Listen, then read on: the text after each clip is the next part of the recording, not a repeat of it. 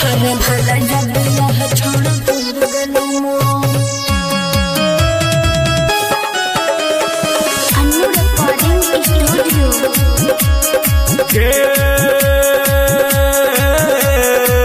गे गे गे गे गे गे गे कुत्ता गे गे गे गे गे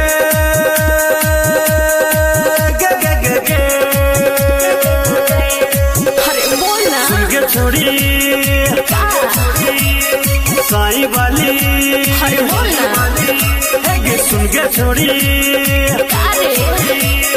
साई वाली मारो चॉकलेट से है छल्ला जब कुमार छोड़ी करे छल्ला फोन भले जब यह छोड़ा भूल गलो है छल्ला जब कुमार छोड़ी करे छल्ला फोन हरे भले जब यह छोड़ा भूल गलो है सुन के छोड़ी बोल ना साई वाली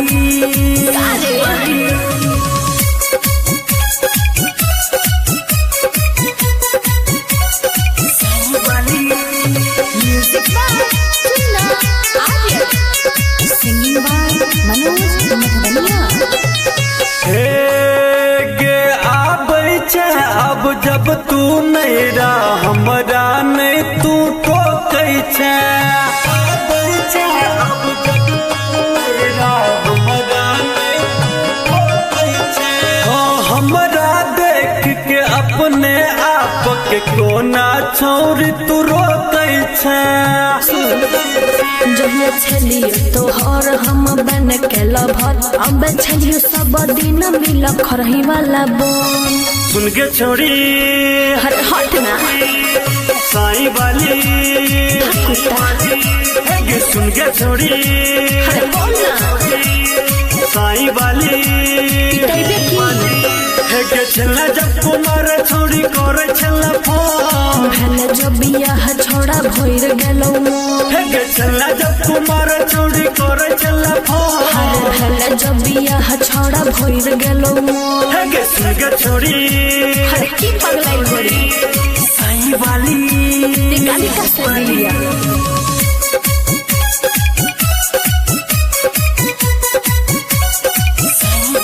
म्यूजिक बाय सुनना आर्य अन्नू रिकॉर्डिंग स्टूडियो गे होइत बियाह तू भूल गेलही केहन तोहर प्यार छलो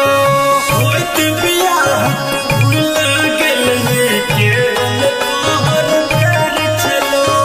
सुधीर सुमन श्याम सबरिया पहले तोहर यार छलो मनोज मधुबनिया भेलिए दूसर के कनिया अब हमारा लेने छोड़ा तू कौन सुन के छोड़ी हरे बोल ना साई वाली नामन बिका है सुन के छोड़ी हट ना साई वाली हट बताने है छल्ला जब कुमार छोड़ी करे छल्ला फोन भले जब यह छोड़ा भोर गलो है छल्ला जब कुमार छोड़ी करे छल्ला फोन भले जब यह छोड़ा भोर गलो है सुन के छोड़ी हाँ